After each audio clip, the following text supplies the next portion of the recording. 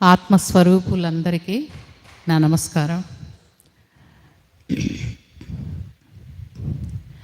ఈ జ్ఞాన మార్గమైన సత్యాత్మ ఆవిష్కార అన్వేషణలోకి ఎలా వచ్చాము, అంత మునుపు మేము ఎలా ఉన్నాము, ఇవన్నీ ఒక్కసారి మీతో పంచుకుందామని వచ్చాను. చిన్నప్పటి నుంచి కూడా కొంచెం ఆధ్యాత్మికమైన కుటుంబం నుంచే వచ్చాను. భజన్స్ అని, పాటలని, తర్వాత పూజలు, నోములు, వ్రతాలు ఇవన్నీ కూడా చిన్నప్పటి నుంచే మా అమ్మగారింట్లో కానీ అట్లా అటువైపు మా అమ్మమ్మగారింట్లో కానీ నానమ్మగారింట్లో కానీ అలా వస్తూ వచ్చాము.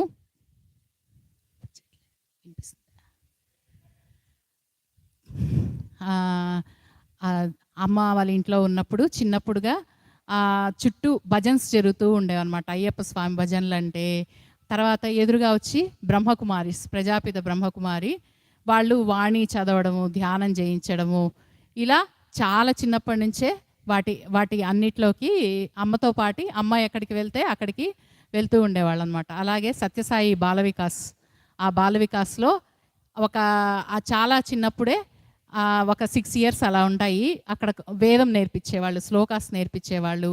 తర్వాత చిన్న చిన్న వేదంలోని చిన్న చిన్న శ్లోకాలు అవన్నీ చెప్తూ ఉండేవాళ్ళు. తర్వాత భజన్స్, చాలా భజన్స్ గురువుల మీదంటే, వినాయకుడి మీదంటే అలా భజన్స్ ఇవన్నీ కూడా నేర్పించేవాళ్ళు అనమాట. ఆ బాల వికాస్కి వెళ్ళి అక్కడ ఏంటంటే ఒక పేపర్, ఒక చిన్న కార్డ్ లాంటివి చూపించేవాళ్ళు. పిల్లలు కదా, మనం ఏంటంటే ఒక కార్డ్ లాంటివి చూపించినప్పుడు అందులో ఉండే బొమ్మల్ని చూపించి కథలు చెప్పేవాళ్ళు అనమాట. అట్లా ఆ చిన్నప్పటి స్టోరీస్ అన్నీ కూడా అలానే గుర్తుండిపోయాయి మాకు. ఏంటంటే ఒక వ్యక్తి రోజు ఒక వీధిలో వెళ్తూ ఉంటాడనమాట. అలా వెళ్తూ ఉన్నప్పుడు పైనుంచి ఒక ఆమె రోజు చెత్త పోసేస్తూ ఉంటుంది నెత్తి మీద. పోసేస్తూ ఉంటే ఆయన ఏమి బాధపడేవాడు అనమాట. అలా విదిలించుకొని వెళ్ళిపోతూ ఉండేవాడు అనమాట. అలా ప్రతిరోజు కూడా అలానే జరుగుతూ ఉండేది. ఆమె కావాలని చేసేదో మరి ఈయన కావాలని అక్కడికి వచ్చేవాడో తెలియదు, కానీ రోజు అలా జరుగుతూ ఉండేదన్నమాట. అప్పుడు ఒకరోజు ఆమె ఒక 2-3 రోజులైనా కానీ ఆ చెత్త అనేది పడతా ఉండదన్నమాట ఆయన నెత్తి మీద. ఏమైందా అని చెప్పి ఆయన పైకి వచ్చి చూస్తే ఆమె జ్వరంతో బాధపడుతూ ఉంటుంది, పెద్ద ఆవిడ కొంచెం. అప్పుడు బాధపడుతూ ఉంటే ఆయన ఏం చేస్తాడంటే ఆమెని హాస్పిటల్కి చూపించి మందులవి ఇప్పించి జాగ్రత్త అని చెప్పి చెప్తాడనమాట. నాయన, నువ్వు రోజు నీ మీద చెత్త పోసినా కానీ నువ్వు అసలు నన్ను ఏమీ పట్టించుకోకుండా నాకు ఎంతో సేవ చేశావు, మానవ సేవే మాధవ సేవగా నువ్వు చేశావు అని చెప్పి ఆమె ఆయన్ని నన్ను క్షమించు అని చెప్పి అడుగుతుందనమాట. అట్లా ఆయనకి అట్లాంటి కథలు అవన్నీ కూడా మాకు చిన్న చిన్న కార్డ్స్లో చూపించి చెప్తూ ఉండేవాళ్ళు అనమాట. అవి అలానే ఉండిపోయాయి మనసులో. తర్వాత ఇంకొంచెం పెద్దయ్యాక చాతుర్మాస్యాలు అనేసి జరుగుతూ ఉండేవన్నమాట. అమ్మతో పాటి ఆ ఉపన్యాసాలకి వెళ్తూ ఉండేవి. ఆ 4 నెలలు ఏదైతే ఆషాఢ శుద్ధ ఏకాదశి, సైనైక ఏకాదశి, తొలేకాదశి రేపు వస్తూ ఉంది మనకి, రేపు శనివారం వస్తుందన్నమాట. అంటే ఆ ఆషాఢ శుద్ధ ఏకాదశి నుంచి కార్తీక శుద్ధ ఏకాదశి వరకు విష్ణుమూర్తి శయనించి మనం ఏం చేస్తూ ఉంటాము అంటే ఆయన నిద్రలోకి, యోగ నిద్రలోకి వెళ్తాడంట. ఆ 4 నెలలు జనులు ఏం చేస్తున్నారు అని గమనిస్తూ ఉంటాడనమాట. అందుకని అప్పుడు ఏం చెప్పేవాళ్ళంటే ఆ 4 నెలలు ఎక్కువ మామూలుగానే దైవ చింతనలో ఉండాలి, కానీ అది అధికంగా చెయ్యాలి ఆ 4 నెలలు అని చెప్పి చెప్తూ ఉండేవాళ్ళు. ఆ 4 నెలలు ఉపన్యాసాలన్నీ పెట్టిస్తూ ఉండేవాళ్ళు అనమాట. అమ్మతో పాటి ఉదయాన్నే 6:30 అలా వెళ్ళిపోయి అవన్నీ వాళ్ళు చెప్తూ ఉండే కథలు కానీ ఆ ఉపన్యాసాలు కానీ అవన్నీ వింటూ ఎంతో సంతోషపడుతూ ఉండేవాళ్ళు అనమాట. అట్లా అక్కడ భజన్ సాంగ్స్ పాడమన్నప్పుడు పాడడము, అలాగా అసలు పాటలు పాడతామని కూడా తెలీదు. ఆ సత్యసాయి భజన్స్లో ఏంటంటే పిల్లలందరికీ నేర్పించి ఒకసారి ఒక చోట పోటీలాగా పెట్టారనమాట. అక్కడ పెట్టినప్పుడు, అక్కడ పాడినప్పుడు మా చిన్న ప్రైజ్ 6 ఏళ్ల వయసులో. అప్పటి నుంచి ఇంకా ఓహో పాడతామా అది కూడా మాకు తెలిసేది కాదనమాట. పాడతాము అనేది కూడా తెలిసేది కాదు. అక్కడ తెలుసుకున్నాను. అక్కడి నుంచి తర్వాత చిన్నగా స్కూల్కి వచ్చాక స్కూల్లో ఏంటంటే మాకన్నీ అన్నమయ్య కీర్తనలు, ఒక సంగీతం క్లాస్, మ్యూజిక్ క్లాస్ అనేది జరుగుతూ ఉండేదనమాట. ఆ మ్యూజిక్ క్లాస్‌లో పాటలు నేర్పించేవాళ్ళు. దేశభక్తి గేయాలు, మామూలు పాటలు ఇవన్నీ నేర్పించేవాళ్ళనమాట. జానపద గేయాలు, దేశభక్తి గేయాలు, అన్నమయ్య సంకీర్తనలు ఇవన్నీ నేర్పిస్తూ ఉండేవాళ్ళు. అవన్నీ చక్కగా నేర్చుకొని ఎక్కడన్నా పోటీలు జరిగినప్పుడు పార్టిసిపేట్ చేయడం, భగవద్గీత పోటీలు, భగవద్గీత పోటీల్లో కూడా వీళ్ళు ఉన్నారు కదా, టీటీడీ తరఫున పోటీలన్నీ జరుగుతూ ఉండేవన్నమాట. ఆ టీటీడీ తరఫున పోటీలు జరుగుతున్నప్పుడు వెళ్తూ ఉండేవాళ్ళం అక్కడ. అమ్మ నేర్పిస్తే అవి అక్కడ సాధన చేసి వాళ్ళు ఎక్కడ అడిగితే అక్కడ చిన్న పదం అందిస్తారు. ఆ పదాన్ని పట్టుకొని మనం మొత్తం శ్లోకం అంతా చెప్పేయాలన్నమాట. అలాగా ఆ చిన్న వయసులోనే అలాగా పోటీలలో పార్టిసిపేట్ చేస్తూ ఉంటే వాళ్ళు మాకు గుర్తింపుగా చిన్న చిన్న కథలు ఉండే, అహల్య, అనసూయ, తర్వాత ప్రహ్లాద, ఇట్లాంటి చిన్న చిన్న స్టోరీస్ ఉండే బుక్స్. ఆ బుక్స్లో వాళ్ళ ఫోటోలన్నీ ఉంటాయి కదా, పిల్లలు ప్రహ్లాదుడు ఎలా అయ్యాడు అంత భక్తుడు, అలాంటి బొమ్మలుండే పుస్తకాలు అలా ఇస్తూ ఉంటే వాటిని చూసి సంతోషపడుతూ ఉండేవాళ్ళు అనమాట. అలాగా ఆధ్యాత్మిక ప్రయాణం అలా జరుగుతూ ఉన్నప్పుడు తర్వాత మ్యారేజ్ అయింది. మ్యారేజ్ అయ్యాక ఫస్ట్ ప్రెగ్నెన్సీ అప్పుడు చెప్తూ ఉండేవాళ్ళమాట, కడుపులో ఉన్న శిశువుకి మంచి జ్ఞానం రావాలంటే భగవద్గీత చదవాలి, విష్ణు సహస్రనామం చదవాలి, ఇలాంటివన్నీ పెద్దలు చెప్తూ ఉంటే అలా చదువుతూ ఉండేవాళ్ళు అనమాట. అలా నోటికి అమ్మ చదువుతూ ఉంటే లలిత సహస్రనామం కానీ, విష్ణు కానీ, తర్వాత ఈ భగవద్గీత కానీ అన్నీ నేర్చుకొని సాధన చేస్తూ ఉండేవాళ్ళం. ఇలా రకరకాల ఆధ్యాత్మిక మార్గాలు ఉన్నప్పటికీ ఆత్మస్థితిలో ఎలా ఉండాలి అది మాత్రం తెలిసేది కాదు. అది ఎలా ఉండాలి, ఆత్మస్థితిలో ఎలా ఉండాలి, దానికోసం అన్వేషణ జరుగుతూనే ఉంది. పిల్లలు పెద్దవాళ్ళు అయ్యారు. తర్వాత ధ్యానం చేయండి, ఈ పత్రిసారు వాళ్ళ ధ్యాన మార్గానికి కూడా వచ్చాం. ధ్యానం చేయండి, కళ్ళు మూసుకోండి, హాయిగా మీలో వచ్చే ఆలోచనలన్నిటినీ గమనిస్తూ ఉండండి. మీలో ఏమేం జరుగుతుంది అవన్నీ కూడా గమనిస్తూ ఉండండి.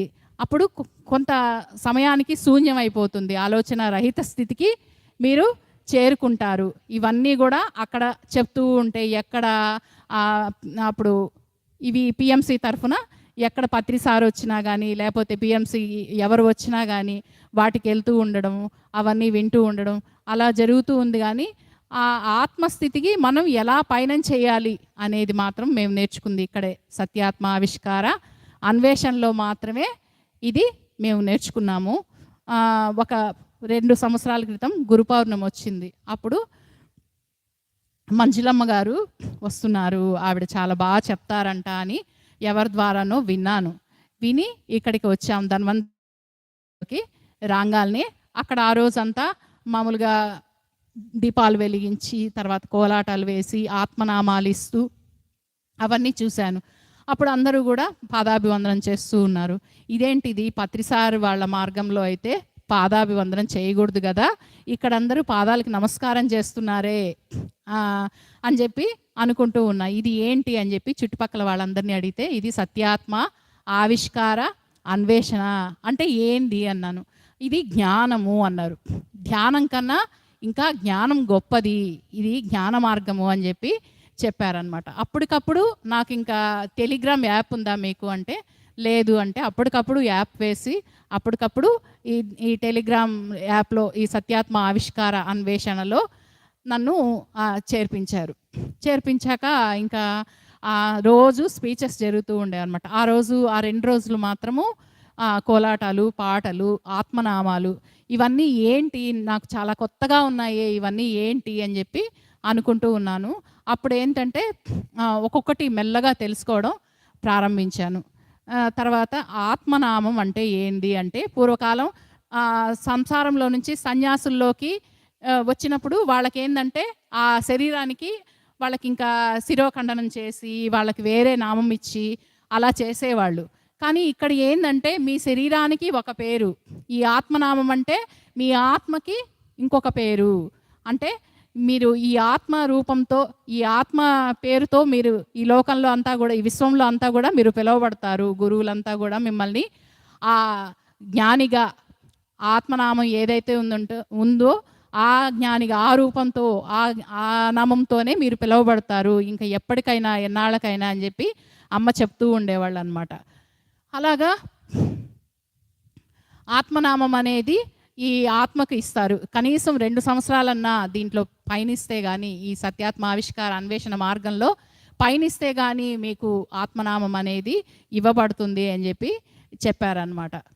అలా అన్నీ ఇప్పుడు ఆవిడ చెప్పారు కదా, సుబ్బలక్ష్మి గారు చెప్పినట్లు అందులో ఒక్కొక్క పాయింట్ తెలుసుకుంటూ ఫస్టు ప్రేయర్ గురించి నేర్పించేవాళ్ళనమాట. ప్రేయర్ గురించి నేర్పిస్తూ అందరి విశ్వహృదిని నేనైన స్థితి అంటే ప్రతి ఒక్కళ్ళలో కూడా నువ్వు నిన్నే చూసుకోవాలి.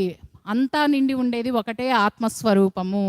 ఏదైతే ఒక స్త్రీ ఒక భార్యగా, ఒక తల్లిగా, ఒక చెల్లిగా, తర్వాత అట్లా రకరకాలు వదినగా, అట్లా రకరకాలుగా ఏదైతే ఆమె పిలువడుతూ ఉందో అలాగే ఉన్నది ఒకటే ఆత్మస్వరూపము, ఉన్నది ఒకటే దైవ స్వరూపము.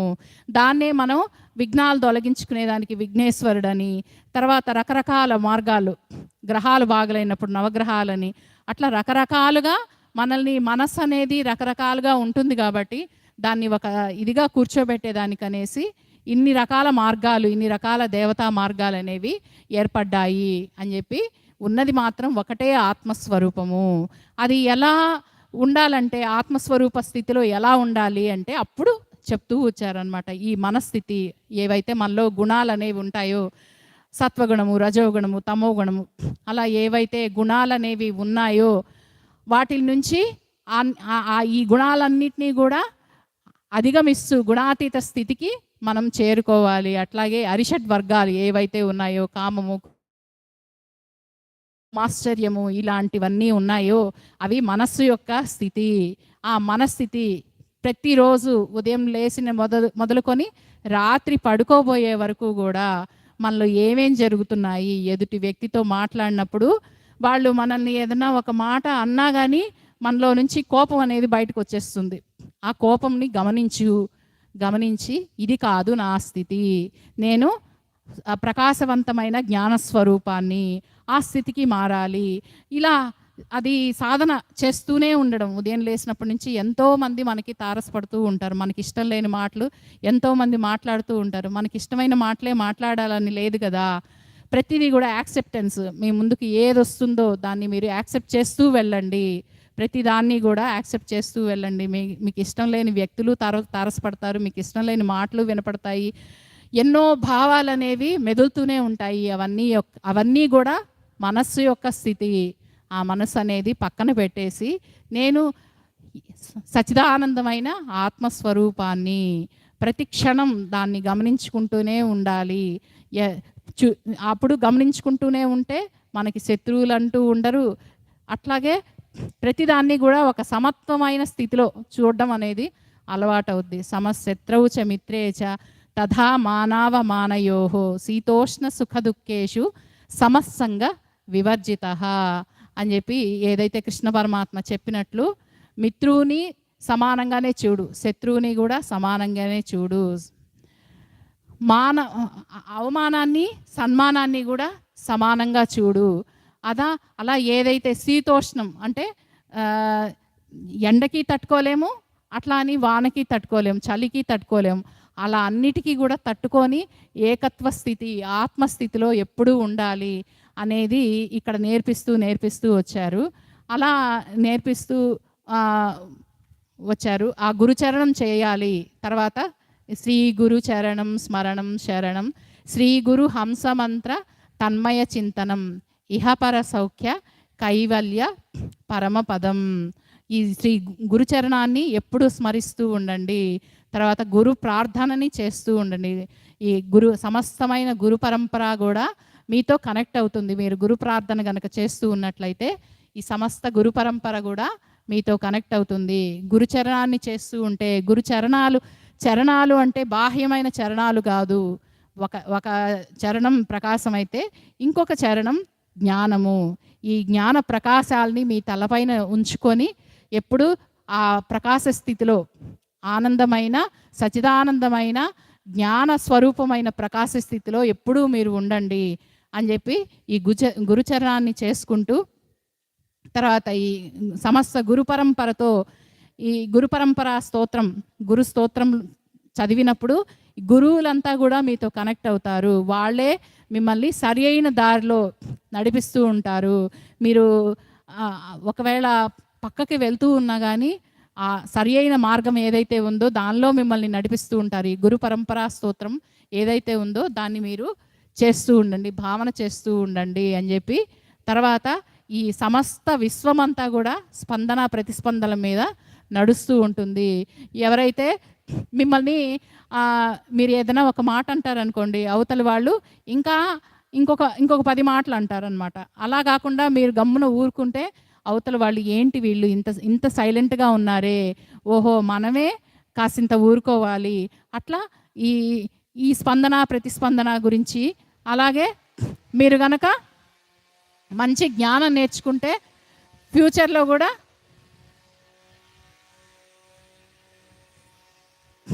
ఇంకా జ్ఞాన స్వరూపంగా ఇంకా బాగా ఎదుగుతారు. అంటే మనం దృష్టి పెట్టే కొద్దీ, మన స్పందన మంచిగా పెట్టే కొద్దీ ఇంకా మంచి జ్ఞానవంతులుగా మనం తయారవుతాము. ఇవంతా కూడా ఇక్కడ నేర్చుకుంటూ వచ్చాము.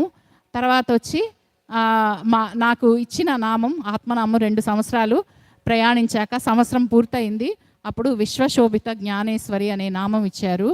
నీ యొక్క జ్ఞానంతో, ఈశ్వరత్వంతో ఈ విశ్వాన్నంతా శోభింప చేయాలి. ఇది చెప్పినప్పుడు చాలా ఆనందం వేసింది. విశ్వశోభిత జ్ఞానేశ్వరి అని చెప్పి ప్రతిరోజు కూడా గురువులకి అర్ఘ్యం ఇవ్వడం, ఆ గురు పరంపరా స్తోత్రాన్ని చదువుకుంటూ గురుచరణం చేస్తూ, తర్వాత గురువులకి అర్ఘ్యం ఇచ్చి ఆ నీరు మీరు ఇంట్లో చల్లుకోండి. తర్వాత ఆ అర్ఘ్యం మీరు తాగండి. ఎక్కడైతే మీకు అనారోగ్యం అయితే ఉందో అట్లాగే మీరు తాగే నీళ్ళల్లో కానీ, వంట చేసుకునే నీళ్ళల్లో కానీ ఇదంతా ఆ నీరుని, ఆ అర్ఘ్యాన్ని మీరు కలుపుకోండి. ఇవన్నీ చెప్తూ ఉండేవాళ్ళు అనమాట. మేము అలానే చేస్తూ వచ్చాము. తర్వాత ఇప్పుడు ఈ గురు పౌర్ణిమ వేడుకలు ఈసారి మేడం గారు 10 రోజులు చేయాలి అని నిర్ణయించుకున్నారు. ఈరోజు 2వ రోజు. ఈ 2వ రోజు కూడా మాకందరి చేత, మేము కొత్తగా చేరిన వాళ్ళం, నేను ఒక 3 ఇయర్స్ అవుతుంది రేపు గురు పౌర్ణమికి చేరి, అట్లా మాకందరికీ కూడా నేర్పించి మీరందరూ కూడా చెప్పగలిగే సామర్థ్యాన్ని మీరు పెంచుకోవాలి అని చెప్పి మేడం ఒప్పుకునేవాళ్ళు కాదు. నేను ఎలాగైతే గురువుగా అయ్యానో మీరందరూ కూడా ఒక గురువులుగా తయారవ్వాలి అని చెప్పి మమ్మల్ని వెన్ను తట్టి ప్రోత్సహిస్తూ ఉండేవాళ్ళు. ఇప్పుడు చెప్పకపోతే మీరు చెప్పాల్సిందే, మీరందరూ కూడా గురువులుగా తయారవ్వాల్సిందే. మామూలుగా కొంతమంది గురువులు ఎలా ఉంటారు, విద్య నేర్పిస్తారు కానీ ఏదన్నా ప్రకటించాల్సి వచ్చినప్పుడు వాళ్ళు మాత్రమే ప్రకటిస్తూ ఉంటారు. అలా కాదు.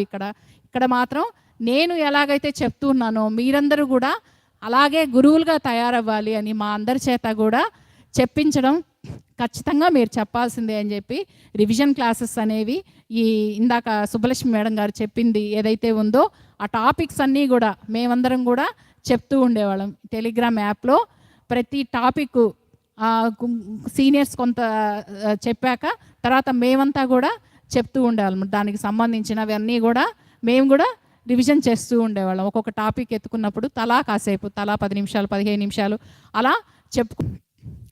వందనం మా వందనం గురువందనం, వందనం మా వందనం గురువందనం, గురువులకు వందనం అభివందనం, సద్గురువులకు పాదాభివందనం,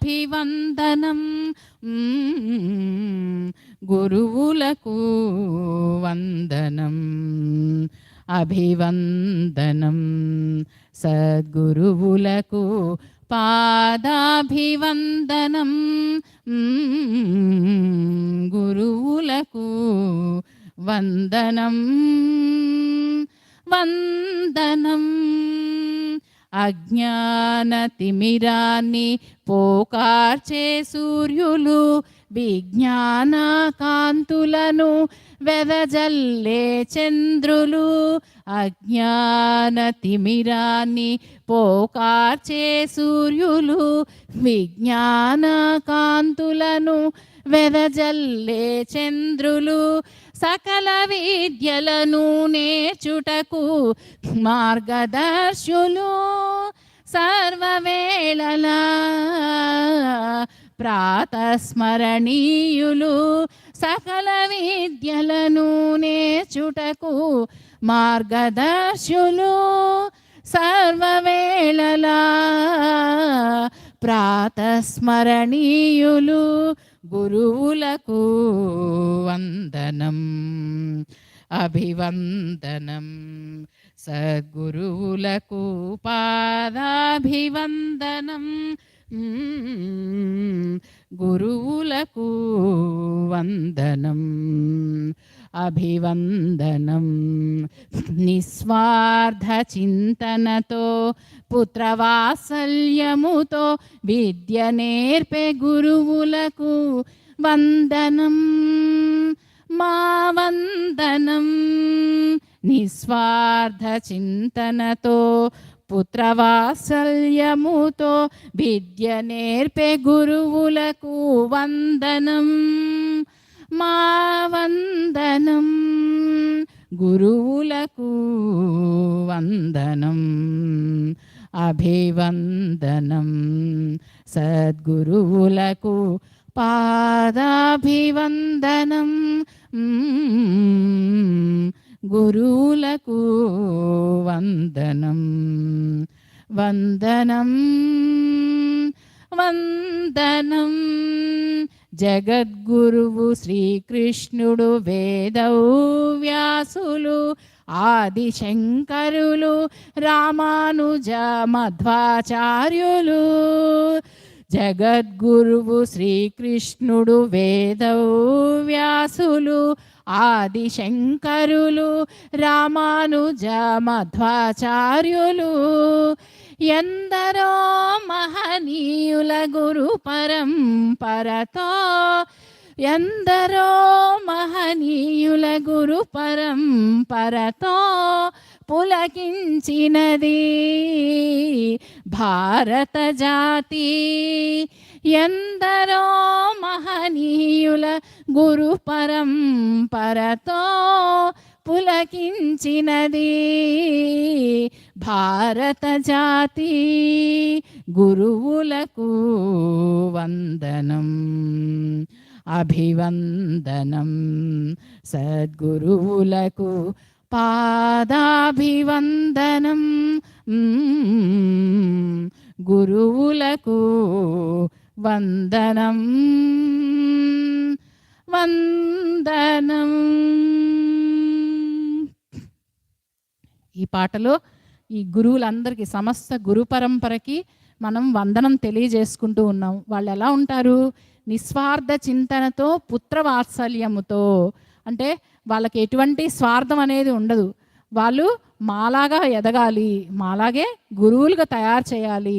ఒక తల్లి గనక ఒక కుటుంబంలో ఒక స్త్రీ గనక ఒక చక్కటి మార్గంలో పయనిస్తూ ఉంటే ఆ కుటుంబంలో వాళ్ళంతా కూడా ఒక సన్మార్గంలో వెళ్తారు. అలాగా భవిష్యత్తు తరాలు కూడా ఎంతో చక్కటి మార్గంలో పయనం చేసే శక్తి ఆ కుటుంబం యొక్క పెద్దగా ఆ స్త్రీకి ఉంటుందన్నమాట. అలాగా వాళ్ళందరినీ కూడా తీర్చిదిద్దుతూ తయారవుతుందన్నమాట. ఒక స్త్రీ గనక మంచి మార్గంలో ఉంటే ఆ కుటుంబం అంతా కూడా ఎంతో ఆనందంగా సంతోషంగా వాళ్ళు ఉంటారు. అలాగే జగద్గురువు శ్రీకృష్ణుడు, వేదవ్యాసులు, ఆదిశంకరులు, రామానుజుడు, మధ్వాచార్యులు వీళ్ళంతా కూడా ఏమని చెప్తున్నారు? ఉన్నది ఒకటే దైవము. వాళ్ళు వివిధ మార్గాల్లో బోధించారు. వాళ్ళు ఆ దైవాన్ని చేరుకునే వివిధ మార్గాలు మనకి నేర్పించారనమాట. కృష్ణుడు కానీ వ్యాసుడు ఎన్నో భగవద్గీత, పంచమవేదం, మహాభారతాన్ని రచించాడు. వాళ్ళంతా చెప్పేది ఒకటే, భగవంతుని చేరుకునేదానికి రకరకాల మార్గాలుగా ఈ గురువులంతా కూడా మనకి సహాయం చేస్తూ ఉన్నారన్నమాట. అజ్ఞాన తిమిరాన్ని పోకార్చే సూర్యులు. మనలో ఏదైతే అజ్ఞానం అనే తిమిరం, ఆ భూతం లాంటిది ఏదైతే ఉంటుందో దాన్ని పోకార్చే సూర్యులు వంటి వాళ్ళు విజ్ఞాన జ్యోతులను వెలిగించే చంద్రులు. అట్లాగే మనలో ఆ విజ్ఞానం అనే జ్ఞానము, ప్రకాశం అనే ఆ కాంతులని పెంపొందించుకోవడానికి వాళ్ళొక చంద్రుల్లాగా మనల్ని తయారు చేస్తారు.